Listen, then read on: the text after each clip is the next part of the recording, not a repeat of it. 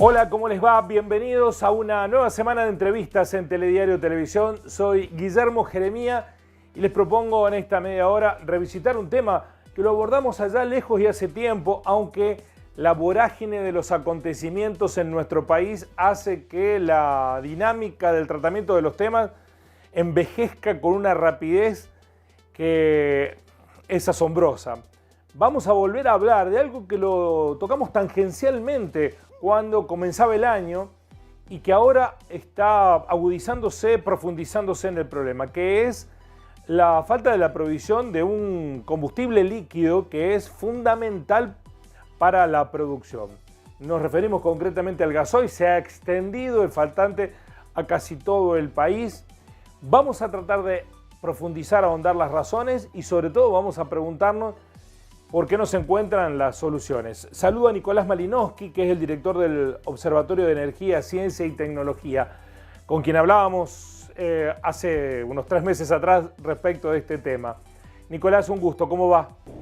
Hola Guillermo, ¿cómo les va? El gusto es mío y saludo a toda la audiencia ahí de Río Cuarto también. Bueno, en aquellos días hablábamos de otras cuestiones ligadas con la agenda energética y tocamos tangencialmente el tema del gasoil. Hoy, ¿cuál es el cuadro de situación? Bueno, sí, como bien mencionás vos en la introducción, Guillermo, veníamos, o sea, creo que este año, el 2022, nos viene atravesando la energía, digamos, particularmente por el contexto internacional, ¿no? Creo que en abril, cuando hablábamos, mencionábamos esto del conflicto de Rusia-Ucrania, digamos que el eje principal es la energía, digamos, justamente ese conflicto bélico que se está dando. Y eso claramente repercute a nivel internacional y nos pega de lleno también a nivel local, ¿no? Y entre ellos la cuestión asociada al gasoil, que hoy se está viendo, digamos, o sea, hemos visto la semana pasada cortes de ruta y demás por protestas alrededor de este tema, ¿no? De faltante de gasoil, el aumento de los precios, digamos, y demás que está sucediendo en el país. ¿Y aquí qué es lo que está sucediendo, Nicolás? Bueno, justamente nosotros lo que estamos visualizando, digamos, bueno, hay una faltante, digamos, de ese combustible, producto o sea, las refinerías actualmente están al 100% de capacidad, ¿no? Nosotros en Argentina nos autoabastecemos el 70% del mercado, ¿no? Y el 30% restante siempre hay que importarlo, y sobre todo en las épocas de cosecha, ¿no? Y recientemente, bueno, la semana pasada, el viernes creo, Darío Martínez, que es el secretario de Energía, dijo que las refinerías estaban operando al 100%. También hay un comunicado de YPF que dice lo mismo, digamos, que las refinerías están operando al 100%. Lo que no está sucediendo, digamos, es la entrega, digamos, en los puntos de abastecimiento, que son las estaciones de servicios, ¿no? Y bueno, ahí es donde vemos, digamos, el problema y el nudo central de este conflicto, que claramente hay un aumento de la demanda. O sea, nosotros estamos consumiendo una demanda del 12% más que en el 2019, digamos. Eso también trae una problemática porque tenemos que salir a comprar este recurso afuera, y en este contexto de conflictos energéticos que mencionábamos recién con el conflicto de Rusia-Ucrania, también no está tan sencillo, digamos, la importación de este combustible. O sea, no hay que perder de vista que no solo en Argentina hay aumentos de precios. O sea, el miércoles pasado, digamos, Joe Biden también salió a decir de que había que bajar los impuestos a los precios de los combustibles porque se estaban yendo los precios de combustible en surtidor de Estados Unidos por las nubes y demás. Entonces, todo eso hace un complejo y un mix, digamos, de multicausal que a nosotros nos está pegando fuertemente. Después también hay especulación por parte de las empresas petroleras, porque las empresas petroleras quieren vender afuera, digamos, este combustible o el hidrocarburo, o sea que afuera el precio está alrededor de $110 el precio, y en Argentina el precio de barril, ¿no? Y en Argentina se paga alrededor de $60.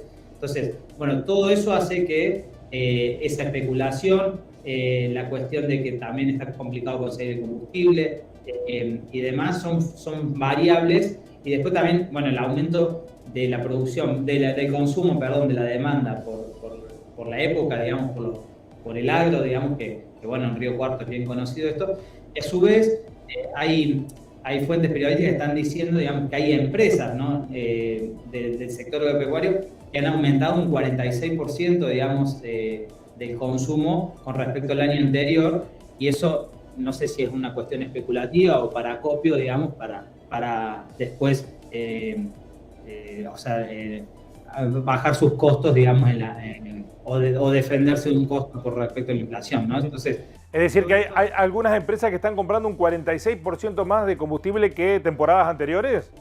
sí, eso es lo que han sacado algunas fuentes, como Econojournal, digamos, que están, bueno, poniendo esos argumentos, ¿no? De que claramente han aumentado en un 46%, o sea, de la compra, y eso claramente distorsiona todo el mercado, ¿no?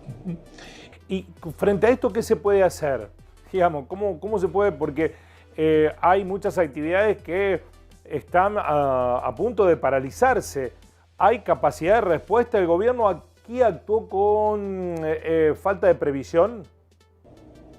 Bueno, justamente en los últimos días, creo que fue a mediados de este mes, digamos, entre el 15 y el 20 de junio, lo que se hizo fue una medida que la habíamos charlado a principio de año, que era aumentar la cuota de biodiesel, digamos, en lo que es el componente gasoil, ¿no? O sea, nosotros tenemos una cuota hoy del 5%, se aumentaría al 10% con una posibilidad en los próximos 60 días del 12,5%, ¿no? Eso ya es una medida que también favorece, digamos, a todo el sector de biodiesel, que en Río Cuarto también es una industria fuerte.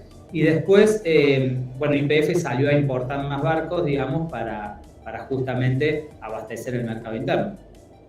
Porque, ¿por qué no logra YPF, siendo una empresa de mayoría accionista estatal y siendo la empresa dominante en el mercado, imponer su lógica? ¿Por qué pareciera que es que las otras petroleras le imponen la lógica a YPF? Es la percepción que tenemos. ¿En los hechos es así? Claro, o sea, YPF es la responsable de abastecer el mercado interno, no así las otras petroleras, ¿no? Entonces, las otras petroleras no tienen la obligación de importar, digamos, el combustible, a menos que se llegue a un acuerdo con YPF y Secretaría de Energía y los demás actores del gobierno, ¿no? Entonces, ahí claramente lo que nosotros vemos es que tiene que haber una política fuerte de parte del Estado Nacional y tomar riendas en el asunto, ¿no? O sea, nosotros creo que al principio de año también lo mencionábamos, digamos, o sea, se podía declarar una emergencia energética por el contexto internacional que estamos viviendo. Y eso permite y le da instrumentos al Estado para justamente sortear este tipo de eventualidades que estamos viviendo. ¿Y el gobierno no ha hecho nada a este respecto? Digo, si había advertencias o señales de emergencia energética, ¿adoptó acciones o pecó de morosidad? No, viene haciendo acciones, digamos, tal vez habría que profundizar, ¿no? O sea, justamente, bueno, ahora se llegó a un acuerdo con otras petroleras como Raízen, que Shell y demás, para que ellos también importen, digamos, combustible. Lo que pasa es que también hay una realidad, digamos, o sea, la petrolera pone una excusa de que importan a pérdida, porque, o sea, el gasoil afuera está más caro que acá, digamos, para poner un ejemplo, digamos, o sea, en Brasil está un 120% más caro que en Argentina, Uruguay un 160% más caro, y bueno, en Europa creo que estaba alrededor de 2 euros, que son 250 pesos argentinos, digamos, y demás.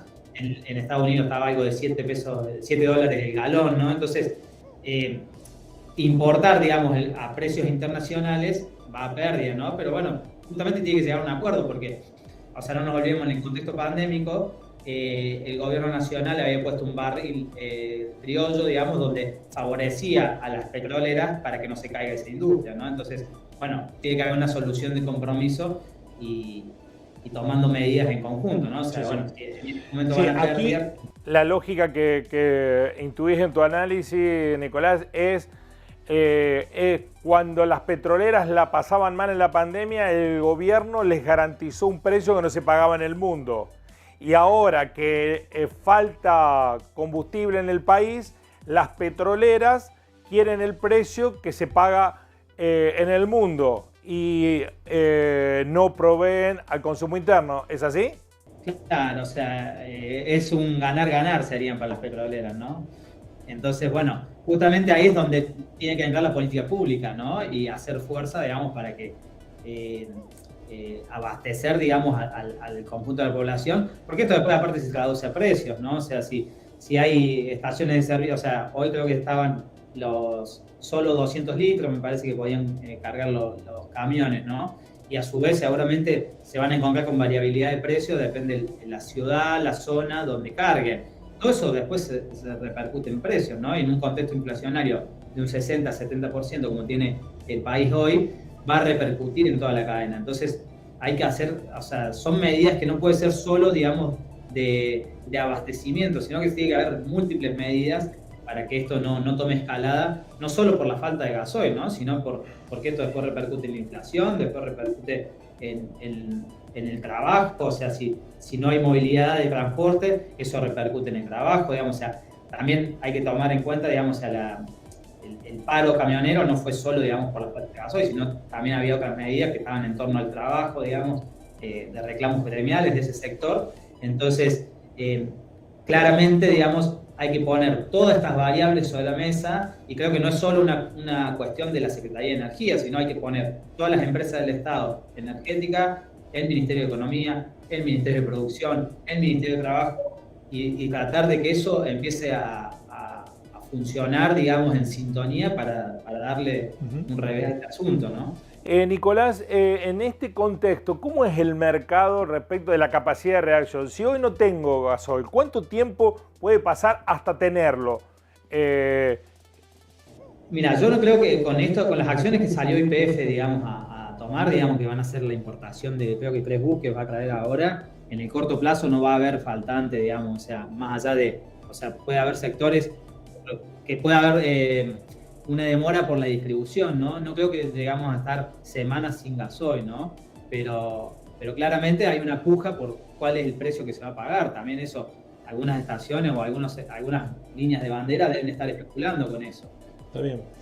Yo veía el precio, digamos, cuando hablamos a principio de año, el precio, para que nos demos una idea de cómo impactó, digamos, el conflicto de la guerra en el precio, digamos, o sea, el euro en enero estaba a 99 pesos en Argentina y hoy está a 175 pesos, ¿no? Entonces aumentó un 75% el litro. Entonces, todo eso, digamos, y claro, y seguramente hay sectores que quieren que aumente más, ¿no? Entonces, y eso nos va a repercutir a todos en el bolsillo y a toda la economía en general, digamos.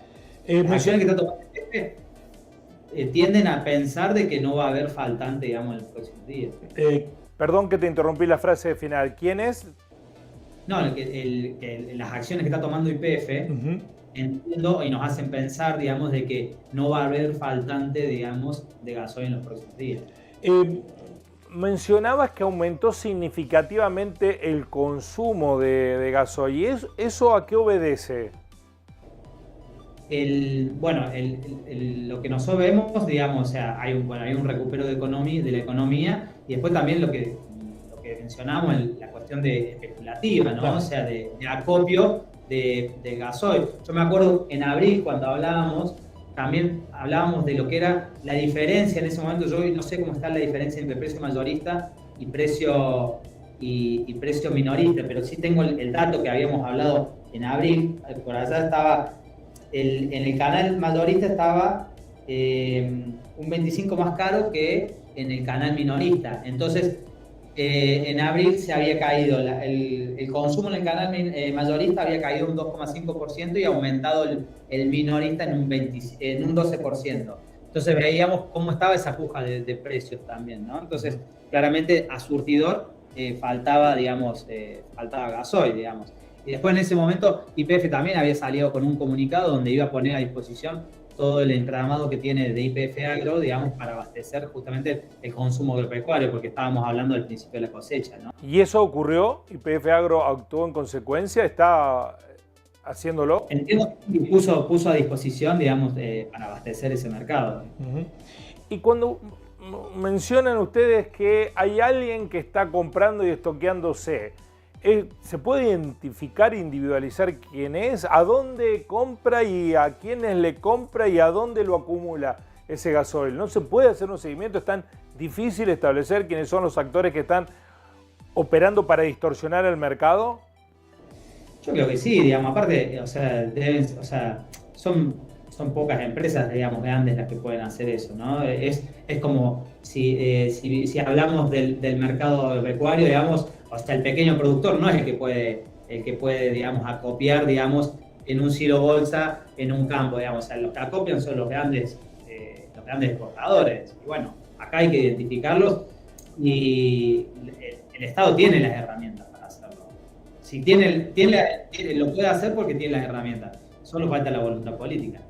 Bueno, ¿y a este gobierno le ha faltado voluntad política entonces? Sí, calculo que sí, sí.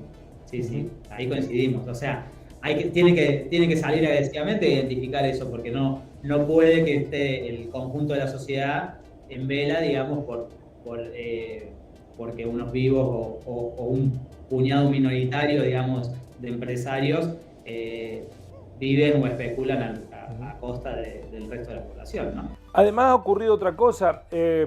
Después de muchos años, YPF ha dado superávit significativo. Digo, ¿está relacionado con esto la empresa para mostrar esos números? ¿Entró en la dinámica de competencia de mercado y olvidó su rol de petrolera de bandera? Y, o sea, ahí estaría bueno, o sea, hay que historizar, digamos, YPF justamente hace poco cumplió los 100 años, digamos, o sea, YPF tuvo siempre un rol predominante en lo que fue la industria petrolera en Argentina, la industria energética en el país. No nos olvidemos del proceso de desmantelamiento y privatización que vivimos en los 90 sobre esa empresa, y después un proceso de recuperación en 2011, digamos, con una empresa que sigue siendo una sociedad anónima, por eso justamente opera y actúa en la bolsa de valores, digamos, y hoy es una empresa testigo, digamos, y es una herramienta que tiene el Estado para ponerla en funcionamiento, digamos, y tiene que operar en consecuencia. Claramente, al ser mayoría estatal, digamos, la Secretaría de Energía tiene que direccionar y darle dirección a esa política que lleva adelante YPF, y que no sea, digamos, una política rentista, ¿no? Sino una política para velar por el precio de la energía en Argentina, un precio testigo que sea accesible, digamos, para el conjunto de la población, y que sea o sea, no nos olvidemos que si la energía se va por las nubes, no vamos a poder producir, digamos, o sea, porque la producción industrial, agropecuaria, agroalimentaria y demás, tiene en consecuencia, o sea, su columna vertebral es el uso de la energía, ¿no? Si eso está por las nubes, eso repercute en todos lados. Bueno, y tiene que actuar en consecuencia. Aquí también está la lógica de lo que mencionabas anteriormente. Tal vez se tenga disponible el gasoil que se necesita, pero a precio internacional, impagable en la Argentina, o pagable destruyendo la recuperación de la economía. Y esa es una disyuntiva, hacia dónde vamos, ¿no? A bancarnos que falta un poco de gasoil, o a tener gasoil caro, aunque muchos de los que hoy no lo tienen porque no lo pueden comprar, porque no están en los surtidores, no lo van a tener porque no lo van a poder comprar porque no tendrán los recursos. Sí, y no tenemos que perder de vista, digamos, Guillermo, ahí vos mencionabas recién las ganancias desorbitantes o superavitarias que estaba teniendo YPF también, en el contexto, digamos, que mundial, digamos, o sea, claramente si el Estado no regula, digamos, la exportación, digamos, de petróleo o de hidrocarburos o de materias primas en general, hoy el mundo, digamos, está demandando a precios exorbitantes esas materias primas. Entonces, si nosotros no priorizamos el mercado interno, claramente todo eso se va a ir para afuera y acá no vamos a poder, digamos, disponer de esos recursos, o lo vamos a tener que pagar a precios internacionales, cuando Argentina no tiene los salarios que tienen los países del primer mundo, ¿no? Entonces, también eso hay que pensarlo, ¿no? Porque siempre se dice, bueno, Argentina tiene el precio histórico, no sé, del litro de nafta ha sido $1, digamos, no sé, que es una referencia que se usa siempre. Y bueno, o sea, Argentina a lo mejor está más bajo de eso. Y bueno, está más bajo porque los salarios también son más bajos. Entonces, no podemos decir, bueno, subamos el costo de la energía, porque el costo en este caso, el combustible. Porque si no, también después, vos recién decías, no vas a poder ir a la estación de servicio a llenar el tanque de combustible, ¿no? Sí, lo vas a tener el combustible, pero después no vas a poder llenarlo. Esa es la verdad. Y además es más complejo el escenario, Nicolás, en el sentido que, por poner contraste, hay 2 semanas de protestas en Ecuador, paralizado el país porque, entre las otras cuestiones varias que se ponen en discusión, Una de ellas, el pueblo indígena está planteando la elevación del costo del combustible, que hace para ellos muchas actividades productivas de difícil continuidad. Pero también vemos que la discusión parlamentaria en España tiene el mismo problema, diciendo, miren, los combustibles han aumentado de manera significativa y la gente no ha podido aumentar ni su producción y ni el costo de sus productos. Bueno, ahí hay un problema global que se suma a los problemas nuestros, ¿no? Sí, claramente o sea, yo creo que van a ser cotidianos los conflictos alrededor de la cuestión energética, y es lo que decíamos al principio, digamos, o sea, la energía se ha tornado, digamos, como uno de los ejes o de las disputas, digamos, a nivel internacional en este cambio de paradigma que se están dando, ¿no? O sea, acordate que ya lo hemos charlado en otros programas o en otras entrevistas, que estamos también en un contexto de transición energética, ¿no? Entonces, y ahí también se cambian la configuración de los sistemas productivos, ¿no? O sea, la tendencia es que el mundo va a pasar de una matriz basada en los combustibles fósiles a una matriz basada en las energías renovables o energías limpias.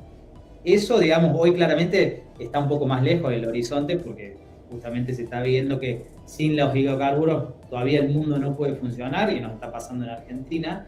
Y está pasando, digamos, o sea, vos mencionabas el caso de Ecuador y el caso de España y el caso de Estados Unidos también, digamos, o sea, Joe Biden está teniendo un montón de problemas internos por el aumento de combustible, ¿no? Sí, sí. Y esto después, en un momento donde la Unión Europea, por ejemplo, el caso de España, digamos, la Unión Europea le prohibió ya el uso, el compre de petróleo ruso, ¿no? Y eso se va a ir por las nubes de sus costos energéticos. Alemania, a su vez, por ejemplo, que iba a ser beneficiada del gas ruso, digamos, o sea, todo el conflicto inicia por el gasoducto Nord Stream 2, donde desde Rusia se iba a abastecer, digamos, a Alemania en forma directa con otro gasoducto. Eso se interrumpió y ahora no va a ser así. Alemania va a importar gas de Estados Unidos a través de barco, pero para eso necesita 2 años para construir mínimamente las estaciones que transforman el gas en barco para después inyectarlo al sistema alemán, y eso a su vez está haciendo que Alemania utilice fuentes energéticas más contaminantes, ¿no? En un contexto donde se declaran como que van hacia la transición energética y hacia disminuir las emisiones de gases de efecto invernadero, ¿no? Entonces, todos esos conflictos los vamos a ver y nos van a tocar de cerca. Y la región, yo creo que ahí está bueno el caso de Ecuador, para pensarlo en términos de región, ¿no? O sea, si Argentina también está teniendo problemas de abastecimiento y en una encrucijada energética, como lo está teniendo Ecuador y el resto de los países en América Latina. Entonces también hay que hacer el esfuerzo para pensarnos tal vez como un bloque latinoamericano en la cuestión energética, ¿no? O sea, dar una respuesta como bloque, ya que tenemos las reservas y tenemos las principales reservas de hidrocarburos, porque Venezuela es la primera reserva a nivel mundial, ¿no? Sí, sí. Después tenemos el litio como otra de las grandes reservas, el agua, digamos. O sea, como bloque podemos darle solución a esta situación. Sí, en líneas generales, yo no he escuchado análisis complejos respecto de esta cuestión como el que acabas de hacer, Nicolás. Más bien se está yendo hacia una lógica simplista, ¿no? De blanco-negro respecto de cómo solucionar este problema. Si yo fuera gobierno, si estos no fueran el gobierno, las cosas no pasarían. Y es mucho más compleja la situación porque aquí gobiernos de un signo ideológico o de otro están bajo la misma encrucijada. Sí, incluso, por ejemplo, está bueno, nosotros discutíamos esta semana, analizar el caso brasilero, por ejemplo, está teniendo un proceso como tuvimos nosotros en los 90, ¿no? A principios de este mes se aprobó la privatización de Eletrobras, que sería la empresa como nosotros teníamos de agua y energía, donde esto va a traer un montón de conflictos hacia dentro de Brasil, y a su vez se está tratando de privatizar, eso se autorizó el 6 de junio, se autorizó la privatización de Petrobras, ¿no? Que sería la YPF, como teníamos nosotros antes de la privatización. Entonces, vemos también cómo empieza a jugar el mercado, o sea, los intereses privados, a tratar de romper, digamos, las empresas estatales que estaban quedando en la región para justamente no avancemos, digamos, en esto que hablábamos de la región latinoamericana o la Unión Latinoamericana en torno a la energía, digamos, porque justamente son los instrumentos que, o sea, esas empresas estatales las necesitamos para poder hacer este tipo de integración, ¿no? Porque si no, claramente las empresas privadas no lo van a hacer. Tengo que preguntarte, aunque sea un título, porque es para desarrollar más complejo seguramente en otro momento, la segmentación de las tarifas energéticas que anunció el Gobierno Nacional, ¿es viable de implementar? ¿Lo ves como una respuesta para ir abandonando de a poco la política de subsidio? Sí, yo creo que más que atacar, o sea, está bueno, digamos, discutir, digamos, la segmentación tarifaria. Yo creo que también habría que poner más foco, digamos, en las ganancias que tienen las empresas también, ¿no? Me parece que, o sea, no nos olvidemos que desde el 2016 al 2020, 2019 en realidad, las empresas energéticas tuvieron un 3000% de aumento y eso no se discutió todavía. ¿A dónde fue ese aumento y cuál es el costo real de la energía en Argentina? Me parece que deberíamos tratar de poner los esfuerzos ahí y después si la segmentación sirve, bienvenida sea, pero no sé si es el foco en este momento. Como siempre, Nicolás, es muy ilustrativo escucharte, muy amable y ojalá que no tenga que volver sobre este tema a consultarte antes de fin de año, que sea por otros mucho mejores. Muy amable.